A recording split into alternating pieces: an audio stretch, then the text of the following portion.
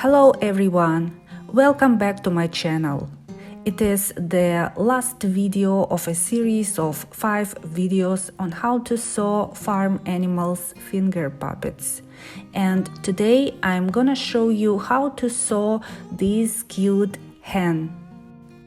The template for the finger puppets is available for you on my Patreon. It is a service that allows you to subscribe to my content, making monthly payments in exchange for access to my templates and other benefits on this page.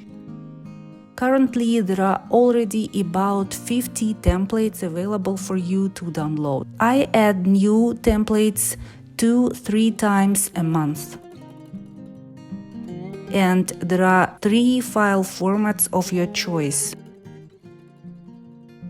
PDF is for those who cut by hand. FCM and SVG files are for owners of the cutting machines.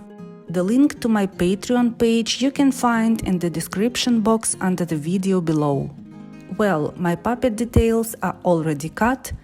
Please enjoy the video. It is a step-by-step guide on how to assemble the project details together.